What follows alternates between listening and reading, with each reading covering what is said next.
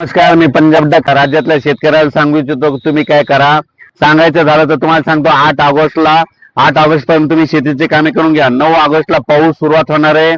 कर्नाटक, तेलंगणा, सांगली, सातारा, सोलापूर, कोल्हापूर, धाराशिव, बीड, अहिल्यानगर, पुणे, कोकणपट्टी, त्याच्यानंतर परभणी, लातूर, त्याच्यानंतर नांदेड, यवतमाळ, त्याच्यानंतर तो पाऊस हिंगोली असा म्हणजे 9 तारखेला या भागात सुरुवात होणार आहे. राहुरी, शिर्डी, कोपरगाव, राहता, संगमनेर म्हणजे शिर्डी सगळीकडे म्हणजे सांगायचं झालं तर श्रीरामपूर, अहिल्यानगर भागामध्ये म्हणजे जिल्ह्यामध्ये सगळीकडे 9 तारखेपासून ते 12 पर्यंत चांगला शेतातून पाणी बाहेर निघणार पाऊस पडणार आहे आणि शेतकऱ्याच्या पिकांना जीवदान ठरणार आहे. म्हणून हा अंदाज अहिल्यानगर जिल्ह्यातल्या शेतकऱ्यांनी लक्षात घ्यायचा.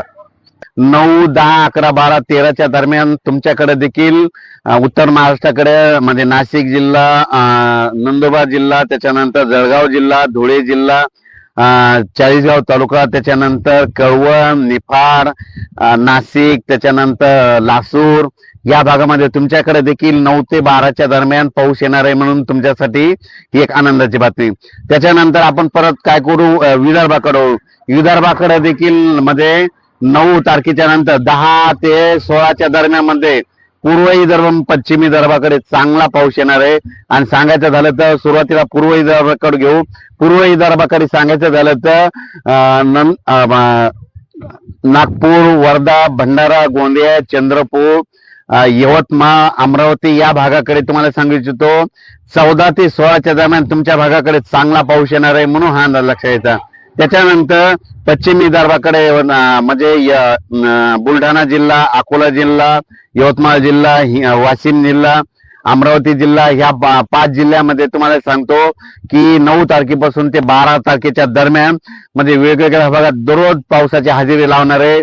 वेगवेगळ्या भागात पाऊस पडणार आहे, पण पिकाला समाधानकारक असं जीवदान ठरणारा पाऊस पडणार आहे. म्हणून हा अंदाज लक्षात घ्यायचा.